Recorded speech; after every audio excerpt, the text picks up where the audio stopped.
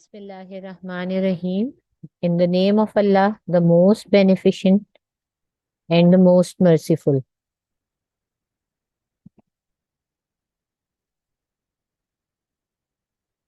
Bismillahirrahmanirrahim. In the name of Allah, the most beneficent and the most merciful. Uh, Chapter Biodiversity, which is the third chapter of your book. उसके fourth lecture के साथ again we are here. दो आप लोग please ये पढ़ लीजिए, screen पे आप देख सकते हैं.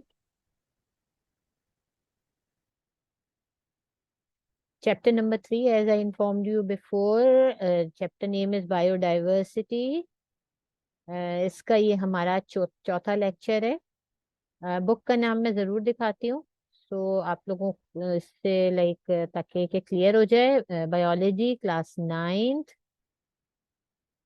The title of the book.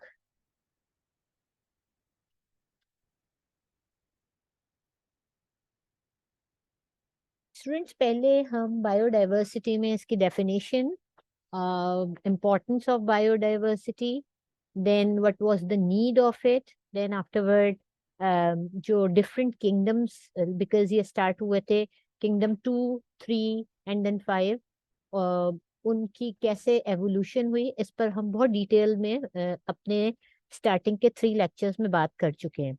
अब हम जो बात कर रहे हैं, डिटेल में बात करेंगे, वो हम 5 किंगडम्स से रिलेटेड करेंगे.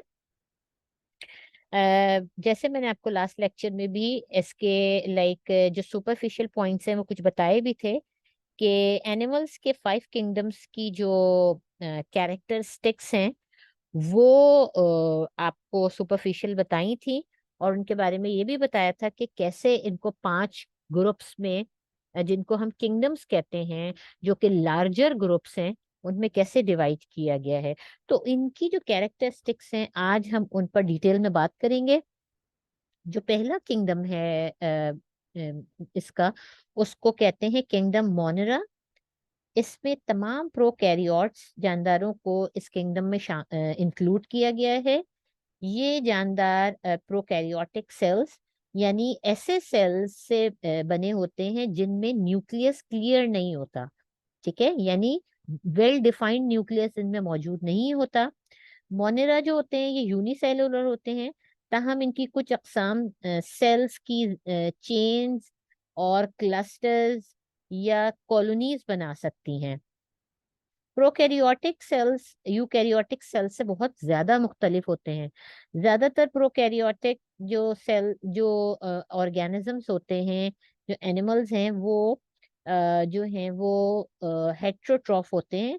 लेकिन इनमें से कुछ जो हैं वो फोटोसिंथेसिस भी कर सकते हैं, क्योंकि इनके अंदर साइटोप्लाज्म में क्लोरोफिल मौजूद होता है. इस किंगडम में दो मुख्तलिफ किस्म के जानदार मौजूद हैं, यानी बैक्टीरिया और साइनोबैक्टीरिया. ठीक है, तो ये साइनोबैक्टीरिया और बैक्टीरिया जो हैं ये दोनों इनके अंदर मौजूद हैं. बाकी इनकी जो कुछ खुसूसियात हैं इंपॉर्टेंट, वो मैंने आपको बताई हैं कि इनमें क्या है. नेक्स्ट हमारी जो किंगडम है इसमें इंक्लूडेड, वो है किंगडम प्रोटिस्टा. इस किंगडम में यूनिसेलुलर और simple multi cellular eukaryotic animals जो हैं उनको शामिल किया गया है. प्रोटिस्ट की जो है वो मेन 3 डिफरेंट टाइप्स हैं. ठीक है, इसमें एक एलजी है. एलजी जो है ये यूनिसेलुलर होता है, या सिंपल मल्टी सेलुलर भी आप इसको कह सकते हैं. ठीक है, ये इस लिहाज से पौधों से मुशाबह है कि इसमें सेल वॉल मौजूद होती है. ठीक है, तो इसमें और पौधों में सिमिलैरिटी है कि इनके अंदर सेल वॉल है, और इनका क्लोरोफिल जो है वो क्लोरोप्लास्ट में मौजूद होता है.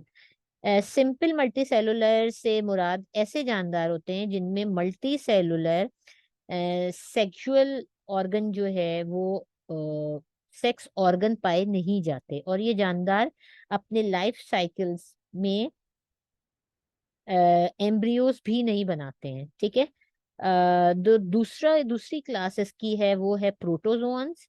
प्रोटोजोन्स जो हैं ये एनिमल्स से सिमिलैरिटी रखते हैं, क्योंकि इनके सेल में सेल वॉल और क्लोरोफिल मौजूद नहीं होता. जो थर्ड किंगडम प्रोटिस्टा की जो किस्म है वो है प्रोटोजोन्स, मैंने आपको बता दिए। जो थर्ड टाइप है वो फंजाई की तरह के होते हैं, ठीक है। तो फंजाई की अभी हम डिटेल ऑल्दो नीचे पढ़ेंगे, ये फंजाई से डिफरेंट होते हैं, बट जो इनकी कुछ कैरेक्टरिस्टिक्स हैं वो फंजाई से मिलती हैं। तो ये तीन किस्म के जो जानदार हैं, अकसाम बड़ी हैं, वो इनके अंदर पाई जाती हैं।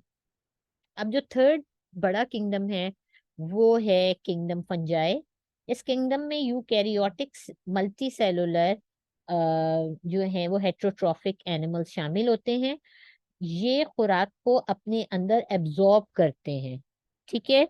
इनमें एग्जाम्पल्स में यूजुअली मशरूम्स शामिल होते हैं, जो कॉमन एग्जाम्पल है।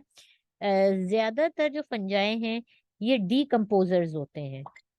ये क्या करते हैं कि ये ऑर्गेनिक मैटर्स पर ही अपने आप की ग्रोथ जो है वो कंटिन्यू करते हैं। और इसको डिसॉल्व कैसे करते हैं, ये ऑर्गेनिक मैटर को अपने एंजाइम्स उसके अंदर जो है वो सिक्रीट करते हैं। ये एंजाइम्स जो होते हैं ये कॉम्प्लेक्स ऑर्गेनिक मैटर्स को सिंपल ऑर्गेनिक मैटर्स में चेंज कर देते हैं, और उसके बाद जो फूड वो रेडी करते हैं उसको इजीली फंजाई जो है वो अपनी बॉडी में अब्जॉर्ब कर लेता है। तो इनका जो मोड ऑफ न्यूट्रिशन है वो मैंने आपको बताया कि ये कैसे लाइक अपनी ग़िज़ा जो है वो हासिल करते हैं।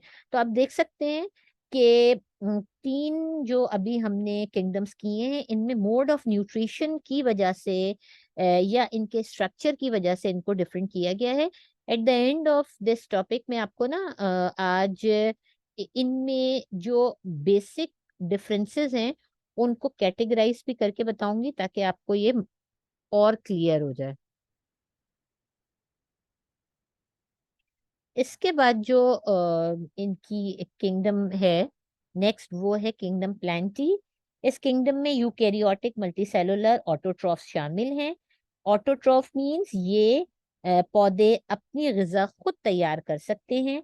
इनमें मल्टीसेलुलर और ऑर्गन्स पाए जाते हैं, और लाइफ साइकिल में ये एम्ब्रियो भी बनाते हैं। इस किंगडम में पाए जाने वालों की जो एग्जाम्पल्स हैं वो हैं मूसस हैं, फर्न्स हैं, और इसके अलावा फ्लावरिंग प्लांट्स हैं, ठीक है। इनमें सेलुलोज सेल वॉल भी मौजूद होती है, इनमें क्लोरोफिल मौजूद होता है, जिसकी वजह से ये अपनी ग़िज़ा खुद तैयार कर सकते हैं। इसके बाद जो पांचवा किंगडम है दैट इज किंगडम एनिमीलिया। इस किंगडम में यूकैरियोटिक जो मल्टी सेलुलर हेट्रोट्रॉफ्स शामिल होते हैं। हेट्रोट्रॉफ्स वो एनिमल्स होते हैं जो, या वो ऑर्गेनिजम्स हैं जो अपनी ग़िज़ा खुद नहीं बना सकते, बल्कि ये अपनी ग़िज़ा दूसरे जानदारों से हासिल करते हैं। इनमें सेल वॉल नहीं होती, और ये जानदार एक जगह से दूसरी जगह हरकत करते हैं, ठीक है।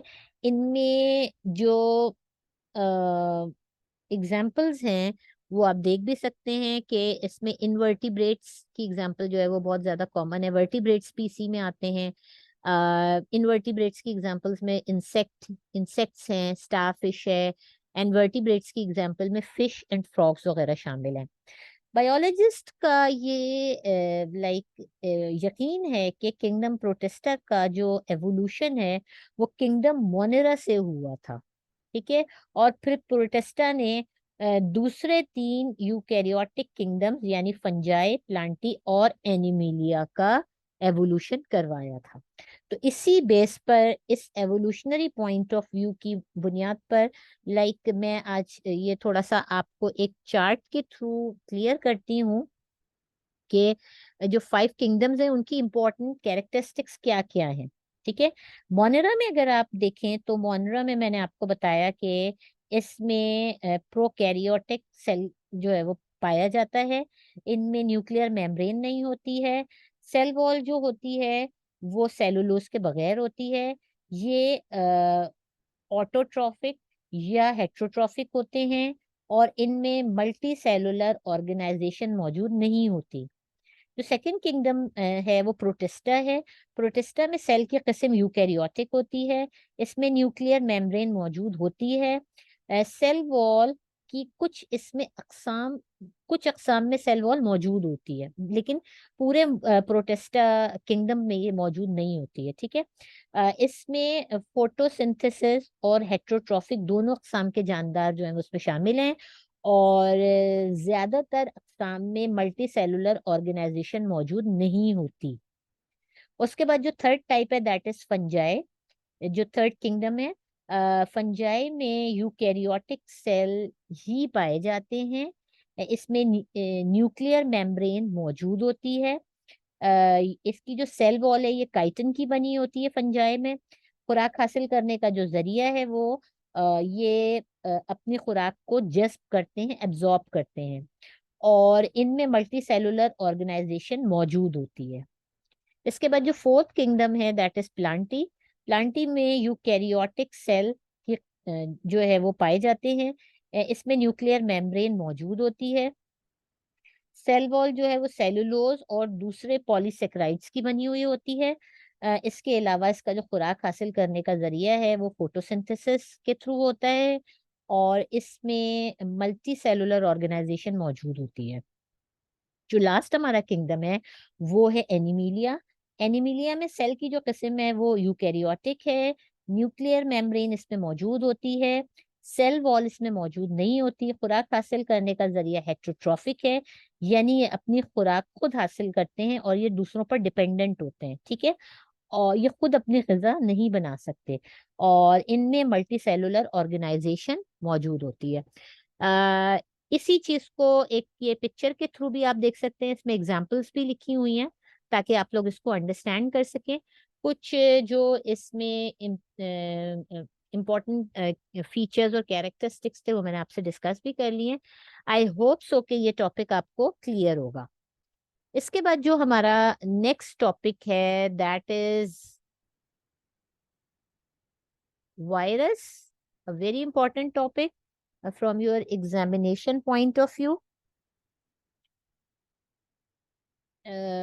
इसमें वायरस को जो है वो दूसरे जानदारों और बेजान के दरमियान तस्वुर किया जाता है। यानी वायरस वो एनिमल्स हैं या वो ऑर्गेनिजम्स हैं जो कि लिविंग और नॉन लिविंग के दरमियान पाए जाते हैं। ठीक है। इनको लिविंग और नॉन लिविंग के दरमियान क्यों तस्वुर किया जाता है ये मैं आपको थोड़ा सा क्लियर कर देती हूँ कि ये जब इनको फेवरेबल कंडीशंस मिलती हैं, ठीक है, यानी इनको जितना टेम्परेचर चाहिए होता है, जब इनको खुराक प्रॉपर मिल रही हो, ये सारी चीजें जो फेवरेबल कंडीशन में आती हैं वो जब इनको प्रॉपर मिलती हैं तो ये अपने आप को मल्टीप्लाई करते हैं। ठीक है। अपने आप को डिवाइड करते हैं और अपनी नस्ल आगे बढ़ाते हैं। नस्ल आगे सिर्फ जानदार बढ़ाते हैं। तो इस खुसूसियत की बिना पर वायरस को लिविंग थिंग्स में शामिल किया गया है। लेकिन जब वायरसेस को जो है वो लाइक फेवरेबल कंडीशंस नहीं मिलती हैं, फॉर एग्जांपल जो सूटेबल टेम्परेचर है, जो सूटेबल लाइट है, जो खुराक है, जब इनको वो चीजें नहीं मिलती हैं तो वायरस अपने आप को क्रिस्टल्स की फॉर्म में चेंज कर लेते हैं। And as you know crystal is a non living form. ठीक। तो जब ये क्रिस्टल्स की फॉर्म में चले जाते हैं तो then at that time we are calling them that they are non living. तो इट मींस वायरसेस को हम बॉर्डर लाइन पे डालते हैं कि they are in between living and non living, right. And this is like evolutionary point of view से अगर मैं थोड़ा सा क्लियर करूं तो बायोलॉजिस्ट के जहन में लाइक जब वो एवोल्यूशन बताते हैं जिंदगी का तो वो उसको वायरस से स्टार्ट करते हैं। ठीक। कि वायरस बॉर्डर लाइन पे था, then bacteria was formed, and then फिर ये जो किंगडम्स बने एंड ये सारी चीजें। वायरस की जो स्टडी है दिस इज कॉल्ड वायरोलॉजी। जानदारों की जो खुसूसियात इसके अलावा होती हैं, जैसे मैंने अभी आपको बताया कि ये अपने आप को डिवाइड और रीडिवाइड करते हैं, तो डिवाइड और रीडिवाइड करने के लिए इनके अंदर जो आरएनए और डीएनए है ये इन वायरसेस के अंदर मौजूद होता है, जिसकी वजह से ये अपने आप को रिप्रोड्यूस कर सकते हैं। ठीक है। अब अगर हम इसको थोड़ा सा इसकी स्ट्रक्चर पे बात कर लें। ठीक है। तो जैसे मैंने अभी आपको बताया कि इनमें जो है वो डीएनए और आरएनए मौजूद होता है, जो यूजुअली प्रोटीन के बने एक गलाफ नुमा शेप में या एक कोट में मौजूद होता है। ठीक है, यानी एक कोट टाइप होता है, उसके अंदर ये डीएनए और आरएनए मौजूद होता है। ट्रू न्यूक्लियस इनमें नहीं होता। राइट, जैसे हायर एनिमल्स में ट्रू न्यूक्लियस पाया जाता है और उसके अंदर क्रोमोसोम्स होते हैं, क्रोमोसोम्स के ऊपर जीन्स मौजूद होते हैं। ये सारी खुसूसियात लिविंग जो है वो हायर एनिमल्स की हैं। बट इनकी जो खुसूसियत है, only a protein coat is present, और उस प्रोटीन कोट के अंदर आरएनए और डीएनए मौजूद होता है। ठीक है। ये जो है वो सिर्फ जिंदा सेल यानी में ही जाकर अपने आप को रिप्रोड्यूस कर सकते हैं। वायरस कभी भी नॉन लिविंग थिंग में अगर मौजूद हो तो वो उसमें अपने आप को रिप्रोड्यूस नहीं करता, अपनी लाइक जो नस्ल है उसको आगे नहीं बढ़ा सकता, आप इन अदर वर्ड्स ये कह सकते हैं। ठीक है, लेकिन जैसे ही वायरस का इंटरेक्शन किसी लिविंग बॉडी में होता है, तो और उसको फेवरेबल कंडीशन, जैसे मैंने पहले भी बताया, मिलती है, तो ये अपने आप को फिर रिप्रोड्यूस करना शुरू करता है।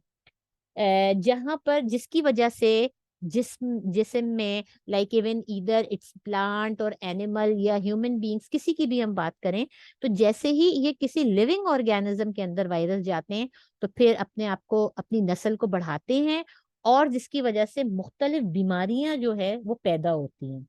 चूंकि इन्हें हम ये बॉर्डर लाइन पे पाए जाते हैं, और इनकी लाइक हम वी आर नॉट श्योर, क्योंकि कभी ये लिविंग बन जाते हैं, कभी नॉन लिविंग, तो इसीलिए इनको किसी भी किंगडम में शामिल नहीं किया जाता। ठीक है, प्रायोन्स और वायरॉइड्स भी ए सेलुलर पार्टिकल्स हैं, और 5 किंगडम क्लासिफिकेशन में इनको भी शामिल नहीं किया गया। तो जो मेन रीजन है वायरस को किसी भी किंगडम में, आपने देखा होगा, मैंने अभी एक्सप्लेन किया, इनको शामिल नहीं किया गया। वी स्टार्टेड फ्रॉम बैक्टीरिया, हमने बैक्टीरिया से स्टार्ट किया था, बट वायरस हमने शामिल नहीं किया। तो इन्हीं खुसूसियात की वजह से, जो इनकी कैरेक्टर्स हैं, उसकी वजह से we are considering them in the border line, और हम इनको किसी भी किंगडम में शामिल नहीं करते हैं। आई होप सो कि आज का लेक्चर आपको क्लियर होगा। बट कोई चीज ऐसी हो जो आपको समझ ना आ रही हो, तो आप हमसे मुझसे लाइक कमेंट बॉक्स में पूछ सकते हैं। ये कुछ जो अभी मैंने आपसे बात की कि जो है वो इनको क्यों 5 किंगडम्स में शामिल नहीं किया गया, उसको मैंने स्लाइड पे भी मेंशन कर दिया ताकि आपको क्लियर भी हो जाए। और इसकी ये जो पिक्चर है, ये भी like is in front of you, ताकि आप देख सकें कि वायरस पार्टिकल इज लाइक एक प्रोटीन कोट होता है, फिर देन इस प्रोटीन कोट के अंदर एक कोर है, देन उसमें डीएनए और आरएनए मौजूद है। स्ट्रक्चर ऑफ वायरस की पिक्चर भी आपकी बुक में मौजूद है, जो मैंने स्लाइड पे भी दिखाई है, ताकि ये आपको क्लियर हो। तो जो इनकी इम्पोर्टेंट कैरेक्टरिस्टिक्स हैं वो उस पर हमने बात कर ली है। आई होप सो ये टॉपिक, और इससे पहले हमने जो टॉपिक किया डिटेल में 5 किंगडम्स ऑफ क्लासिफिकेशन, वो आपको क्लियर होगा। स्टिल अगर कोई ऐसी चीज है जो समझ नहीं आ रही है, तो you may ask the question in the comment box. जजाकुमुल्लाहु खैर, अपना बहुत ख्याल रखिएगा। अस्सलाम वालेकुम।